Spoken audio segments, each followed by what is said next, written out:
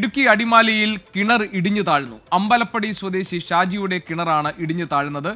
ലാൽകൃഷ്ണനുണ്ട് തൊടുപുഴയിൽ നിന്ന് വിവരങ്ങൾ നൽകാൻ. ലാൽകൃഷ്ണൻ, ഇത് ഷാജിയുടെ വീട്ടിൽ മാത്രമുണ്ടായ ഒരു സംഭവമാണോ? ഈ കനത്ത മഴയാണോ ഇതിന് കാരണം?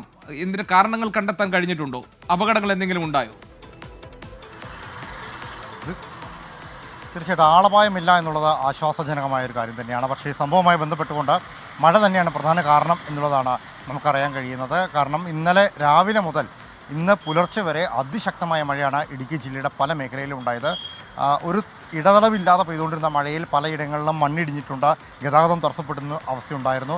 ചിലയിടങ്ങളിലെല്ലാം മരം തന്നെ വീടിന് മുകളിലേക്ക് കടപുഴകി വീണു. മറ്റ് ചിലയിടങ്ങളിൽ പാറക്കെട്ടുകൾ വീട്ടിലേക്ക് ഇടിച്ചു കയറി വന്ന അവസ്ഥ വരെ ഉണ്ടായിരുന്നു. അതിനോട് ഒത്തുവായിക്കേണ്ട ഒന്നുകൂടിയാണ് ഷാജിയുടെ വീട്ടിലെ ഈ കിണർ ഇടിഞ്ഞ് താഴേക്ക് പോയ സംഭവം. ഇതും ഇന്നലെ രാത്രി തന്നെ ഉണ്ടായ സംഭവമാണ്. പക്ഷേ ആളപായമൊന്നും ഉണ്ടായിട്ടില്ല. ഏകദേശം 4-5 അടിയോളം താഴ്ചയിലേക്ക് ഈ കിണർ പതിഞ്ഞിട്ടുണ്ട് എന്നുള്ളത് തന്നെയാണ് പറയുന്നത്. എന്നിരുന്നാൽ പോലും ആളപായമില്ല എന്നുള്ള ആശ്വാസകരമായ കാര്യമാണ്. ഇന്ന് ഇതുവരെ മഴ പെയ്തിട്ടില്ല എങ്കിൽ പോലും ഇപ്പോഴും മൂടിക്കിട്ടിയ ഒരു അന്തരീക്ഷമാണ് നിലവിൽ ഇടുക്കി ജില്ലയുടെ പല മേഖലകളിലും ഉള്ളത്. ഹൈറേഞ്ച് മേഖലയിലേക്ക് വീണ്ടും മഴയും തുടങ്ങിയിട്ടുണ്ട്. അതുകൊണ്ട് തന്നെ ആശങ്കാജനകമായൊരു സാഹചര്യം നിലവിലില്ല. എന്നിരുന്നാൽ പോലും ശ്രദ്ധയോടെയും ജാഗ്രതയോടെയും കൂടിയും മുന്നോട്ട് പോകണമെന്നുള്ളതാണ് ജില്ലാ ഭരണകൂടം നൽകുന്ന വിവരങ്ങൾ.